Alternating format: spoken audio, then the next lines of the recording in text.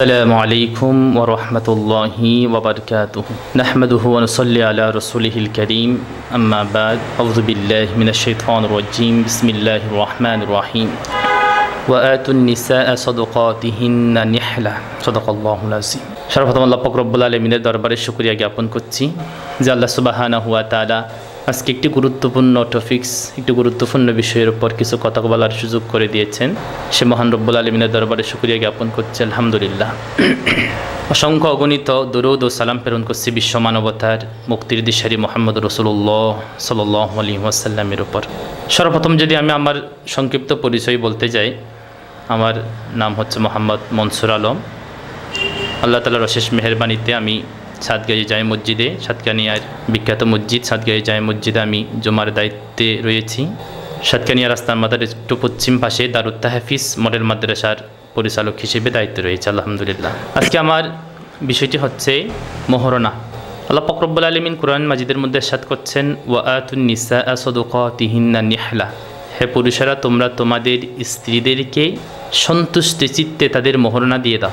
মোহরনা এটি একটি ফরজ বিধান, আল্লাহর দেওয়া একটি ফরজ বিধান। এটি সুন্নত নয়, এটি নফল নয়, বরং এটা হচ্ছে ফরজ বিধান, এটি হচ্ছে নারীদের অধিকার। তবে আমরা এই মোহরনা নির্ধারণ করতে গিয়ে আমরা অনেকেই ছেলেদের উপর জুলুম করে থাকি। যদিও আল্লাহ রাসূল সাল্লাল্লাহু আলাইহি ওয়াসাল্লাম বলেছেন যে ওই বিয়ে হচ্ছে সবচেয়ে বরকতময় যেই বিয়েতে খরচ কম, কিন্তু আমরা মোহরনা নির্ধারণ করার সময় ছেলের সামর্থ্যের বাইরে মোটা অঙ্কের মোহরনা দাবি করে আমরা ছেলেদের উপর জুলুম করে থাকি। এজন্য একদা হযরত উমর রাদিয়াল্লাহু তাআলা আনহু বলছেন যে অধিক মোহরনা যদি মর্যাদার মাপকাঠি হতো, আল্লাহর নিকট যদি অধিক মোহরনা যদি ফরহেজগারিতার বিষয় হতো, তাহলে এর সবচেয়ে বড় হকদার হতেন বিশ্বনবী মুহাম্মদ রাসূলুল্লাহ সাল্লাল্লাহু আলাইহি ওয়াসাল্লাম। অথচ আল্লাহ রাসূল সাল্লাল্লাহু আলাইহি ওয়াসাল্লাম তার স্ত্রীদের মোহর, তার কন্যাদের মোহর, কারো মোহর 12 উকিয়ার চেয়ে বেশি নির্ধারণ করেন নাই। সুবহানাল্লাহ। যেখানে আল্লাহ রাসূল সাল্লাল্লাহু আলাইহি ওয়াসাল্লাম তার স্ত্রীদের ক্ষেত্রে, তার কন্যাদের ক্ষেত্রে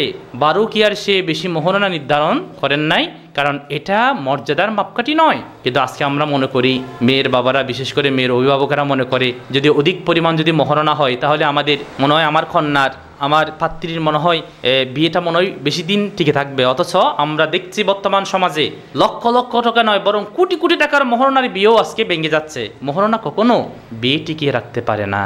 এজন্য আমরা মোহরনা নির্ধারণের সময় ছেলের সামর্থ্যের মধ্যে, সে যতটুকু সামর্থ্যবান তার সামর্থ্যের মধ্যে মোহরনা নির্ধারণ করা উচিত। আল্লাহ রাসূল সাল্লাল্লাহু আলাইহি ওয়াসাল্লামের জন্য বলছেন যে ইদা খতাবা ইলাইকুম, যদি তোমাদের কাছে এমন কোনো পাত্রের প্রস্তাব আসে তোমার পাত্রীর জন্য যে তুমি তার দিনদারিতার ব্যাপারে, তার চরিত্রের ব্যাপারে তুমি সন্তুষ্ট, আল্লাহ রাসূল সাল্লাল্লাহু আলাইহি ওয়াসাল্লাম বলছেন ফাজাউইজুহু, তার সাথে তোমার সেই পাত্রীর সাথে বিয়ে দিয়ে দাও। সুবহানাল্লাহ। ইল্লা তাফআলু, যদি এমনটা না করো তাহলে শোনো তাকুন ফিতনাতুন ফিল আরদ ওয়া ফাসাদুন আরিদ, জমিনের মধ্যে তাহলে ফিতনা সৃষ্টি হবে, জমিনের মধ্যে বিশৃঙ্খলা বিপর্যয় সৃষ্টি হবে। কারণ হইতে পারে সে বেশি অঙ্কের মোটা অঙ্কের মোহরনা দিতে না পারলেও, তার বাড়িঘর 2-4 তলা না হলেও, ব্যাংক ব্যালেন্স না থাকলেও সে তো চরিত্রবান, তার আদর্শ রয়েছে, তার নীতি নৈতিকতা রয়েছে।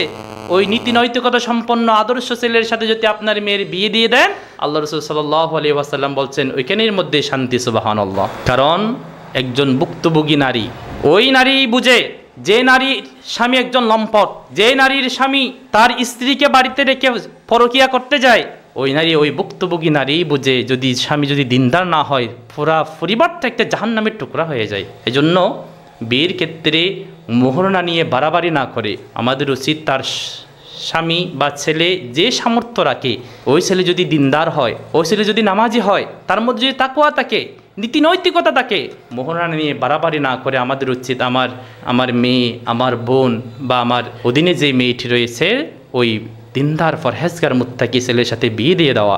কারণ ওই যদি ছেলে যদি দিনদার হয়, ফরহেজগার হয়, মুত্তাকি হয়, আল্লাহওয়ালা হয়, তাহলে সেই পরিবারের মধ্যে সুখ হবে, শান্তি হবে, অধিক পরিমাণ সম্পদের মালিক। কিন্তু সেই ছেলেটি লম্পট, সেই ছেলেটি নেশা করে, মদ পান করে, ওই ছেলের কাছে কখনো আপনার মেয়ে, আপনার বোন শান্তিতে থাকতে পারবে না। এজন্যই আমাদের উচিত যেই মোহরনার ক্ষেত্রে ছেলের সামর্থ্য অনুযায়ী আমাদের মোহরনা নির্ধারণ করা। আর আল্লাহ রাসূল সাল্লাল্লাহু আলাইহি ওয়াসাল্লাম অপরদিকে ছেলেদেরকেও বলে দিয়েছেন, একজন ছেলে যখন বিয়ে করতে যাবে আল্লাহ রাসূল নির্দেশ দিয়েছেন তুমি 4টি গুণ দেখে ওই মেয়েকে বিয়ে করো। ওই মেয়ের বংশ পরিচয় দেখো, ওই মেয়ের মধ্যে সম্পদশালী আছে কিনা, দিনদার সম্পদ আছে কিনা, সৌন্দর্য আছে কিনা, তবে হ্যাঁ দিনদার আছে কিনা সেটাও একটু দেখো। তবে ফাসফার বিদায়াতিদ দিন, ওই মেয়ের দিনদার কিন্তু সম্পদশালী নয়, সৌন্দর্য তার মধ্যে একটু কম, বংশ পরিচয় একটু কম থাকলেও যদি সে দিনদার হয়, ফাসফার বিদায়াতিদ দিন, ওই দিনদারিতাকে প্রাধান্য দাও। অন্যথায় শুনে রাখো, তারিবাত দিয়ে দাগ, যদি দিনদারিতাকে যদি তুমি প্রাধান্য না দাও, সুন্দরী দেখে বিয়ে করেছ, সম্পদশালী দেখে বিয়ে করেছ, তাহলে শোনো এই সৌন্দর্য এই সম্পদশালী কিন্তু দিনদারিতা না হওয়ার কারণে আল্লাহ রাসূল বলছেন তারিবাত দিয়ে দাগ, তুমি ধ্বংস হয়ে যাবে, তোমার হাত ধুলাই দূষণিত হয়ে যাবে। এই জন্য আমাদের উচিত ছেলেদেরকেও বিয়ে করার সময় দিনদারিতা দেখা, মেয়েদেরকে বিয়ে দেওয়ার সময়ও অধিক মোহনা নিয়ে বাড়াবাড়ি না করে যদি দিনদার হয়, আমাদের উচিত তার দিনদার ছেলের সাথে বিয়ে দিয়ে দেওয়া। এই ছেলেও যদি দিনদার হয়, মেয়ে যদিও দিনদার হয়, তাহলে এই দিনদারিতার মধ্যেই রয়েছে কল্যাণ, এখানের মধ্যে শান্তি, এখানের মধ্যেই ওই পরিবারই হবে একটি জান্নাতি পরিবার। সুবহানাল্লাহ। এই জন্য রাসূল সাল্লাল্লাহু আলাইহি ওয়াসাল্লাম বলছেন দিনদারিতা, একজন দিনদার স্ত্রী একজন নেককার স্ত্রীর চেয়ে কল্যাণকর একজন পুরুষের জন্য আর কিছুই হতে পারে না। দিনদার স্ত্রীর বৈশিষ্ট্য বলা হচ্ছে, আল্লাহ রাসূল বলছেন দিনদার স্ত্রী হচ্ছে যে তার স্বামীর আনুগত্য করে, যে স্ত্রীর চেহারার দিকে তাকালে ওই পুরুষের মন প্রশান্ত হয়ে যায়, যে স্বামী যদি কোনো শপথ করে কথা বলে সে শপথ সে পূর্ণ করে, যদি ওই স্বামী যদি অনুপস্থিত থাকে তার স্ত্রী তার সম্পদের তার সতীত্বের হেফাজত করে। সুবহানাল্লাহ।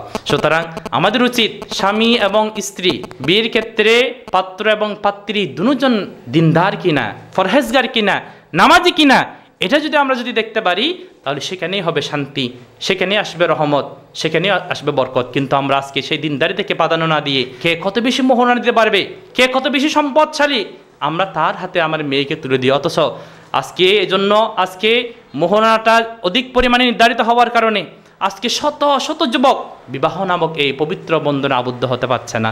এই জন্য সেই যুবকেরা যাদের বিবাহ বন্ধনে আবদ্ধ হয়ে পবিত্র বন্ধনের মাধ্যমে তাদের যৌন চাহিদা নিবারণের কথা, যখন তারা তাদের সেই হালাল পন্থায় পবিত্র বিবাহ বন্ধনে আবদ্ধ হয়ে তাদের যৌন চাহিদা যখন সেই নিবারণ করতে পারছে না, তাহলে সেই হারাম পথে পা বাড়াচ্ছে। এই জন্য যে ছেলেরা প্রাপ্তবয়স্ক হওয়া সত্ত্বেও তাদের মা বাবা এস্টাবলিশের নাম করে, যে মেয়ের অভিভাবকেরা অধিক মোহরানার নাম দিয়ে তাদেরকে বিবাহ বন্ধনে আবদ্ধ করছে না, ওই ছেলেরা যত পাপ কাজে নিমজ্জিত হবে, যত অশ্লীল কাজে গুনাহের কাজে বেবিচারে লিপ্ত হবে, ওই বিবাহের গুনাহের ভাগীদার ওই অভিভাবকদেরকে বহন করতে হবে। এজন্য আমাদেরকে ছেলে মেয়ে যদি প্রাপ্তবয়স্ক হয়, মোহনা নিয়ে বাড়াবাড়ি না করে, ছেলে এস্টাবলিশ হয়েছে কিনা সেটা না দেখে যদি আমরা দিনদার পাত্র এবং পাত্রীর কাছে যদি আমাদের সন্তান ছেলে মেয়েদেরকে যদি পাত্রস্থ করতে পারি, তাহলে আশা করা যায় এই মেয়েরা একটি সুন্দর জান্নাতি একটি পরিবার গঠন করতে পারবে। কিন্তু আজকে বড় দুঃখের বিষয়, আজকে একজন ছেলে বিবাহ করতে গেলে তার লক্ষ লক্ষ টাকার প্রয়োজন, লক্ষ লক্ষ টাকার স্বর্ণের প্রয়োজন, হাজার হাজার টাকার কাপড়ের প্রয়োজন। অথচ বিবাহ কিন্তু ইসলামের মধ্যে এতটা কঠিন ছিল না, কত সহজ ছিল সেই বিবাহ বন্ধন। আল্লাহ রাসূল সাল্লাল্লাহু আলাইহি ওয়াসাল্লাম একটি লোহার আংটির বিনিময়ে, একটি সূরা বা কয়েকটি আয়াতের বিনিময়ে পবিত্র এই বন্ধনে আবদ্ধ করে দিতেন ছেলে মেয়েদেরকে। সুবহানাল্লাহ। আল্লাহ রাসূল সাল্লাল্লাহু আলাইহি ওয়াসাল্লামের কাছে একজন মেয়ে আসলেন, ইয়া রাসূলুল্লাহ সাল্লাল্লাহু আলাইহি ওয়াসাল্লাম, আমি আমার নিজেকে আপনার কাছে সুবর্দ করে দিলাম, আপনি চাইলে আমাকে বিবাহ করতে পারেন। আল্লাহ রাসূল সাল্লাল্লাহু আলাইহি ওয়াসাল্লাম নিশ্চুপ রয়েছেন। পাশের মধ্যে একজন সাহাবী বললেন, ইয়া রাসূলুল্লাহ, যদি আপনার বিবাহের প্রয়োজন না হয় তার সাথে আমার সাথে বিয়ে দিয়ে দিন। আল্লাহ রাসূল বলছেন, তুমি কি মোহরানার বিনিময়ে কিছু দিতে পারবা? মোহরানা বাবদ কিছু দিতে পারবা? তোমার কি কিছু আছে? বলছি, ইয়া রাসূলুল্লাহ, আমার কাছে তো কিছুই নেই। আল্লাহ রাসূল বলছেন, তুমি তোমার বাড়িতে চলে যাও, তোমার পরিবার পরিজন মা বাবার কাছে চলে যাও, সেখানে গিয়ে দেখো কিছু পাও কিনা। ওই ব্যক্তি তার পরিবার পরিজনের কাছে চলে গেলেন, অনেক খোঁজাখুঁজি করলেন কিন্তু কিছুই পায় নাই। আল্লাহ রাসূলের কাছে এসে বললেন, ইয়া রাসূলুল্লাহ, আমি তো আমার মা বাবার কাছে গিয়েছি, পরিবার পরিজনের কাছে গিয়েছি, কিন্তু কিছুই তো পাই নাই। আল্লাহ রাসূল বলছেন, তুমি আবার বাড়িতে যাও, আবার তোমার পরিবার পরিজনের কাছে যাও, গিয়ে দেখো একটা লোহার আংটিও পাও কিনা দেখো।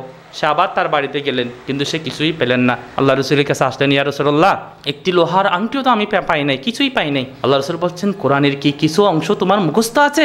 সাহাবী বললেন, ইয়া রাসূলুল্লাহ, হ্যাঁ, আমার কোরআনের অমুক অমুক সূরা মুখস্থ আছে। আল্লাহ রাসূল বলছেন, সেই অমুক অমুক সূরার বিনিময়ে এই মেয়ের সাথে আমি তোমার সাথে বিবাহ দিয়ে দিলাম। সুবহানাল্লাহ। কতটা সহজ ছিল বিবাহ ব্যবস্থা, কিন্তু আমরা আজকে কতটা কঠিন করে ফেলেছি। আজকে বিবাহ নামক এই পবিত্র বন্ধনকে কঠিন করার কারণে আজকে আমাদের সমাজের রন্ধে রন্ধে বেবিচার দর্শন বৃদ্ধি পাচ্ছে। জন্য আমাদেরকে বিবাহ নামক এই পবিত্র বন্ধনকে সহজ করতে হবে। মোহরানা ছেলের সামর্থ্য অনুযায়ী যদি আমরা নির্ধারণ করতে পারি, তাহলে আশা করা যায় সমাজে অশান্তি, সেই বেবিচার নামক এই সামাজিক বেদি দূর হয়ে যাবে। আল্লাহ পাক রব্বুল আলামিন আমাদেরকে ছেলের সামর্থ্য অনুযায়ী মহরনা নির্ধারণের মাধ্যমে ছেলে মেয়েদের পবিত্র বন্ধনে আবদ্ধ করার তৌফিক দান করুক। আল্লাহুম্মা আমিন। ওয়া আখিরু দাওয়ানা আলহামদুলিল্লাহি রাব্বিল আলামিন। আসসালামু আলাইকুম ওয়া রাহমাতুল্লাহ।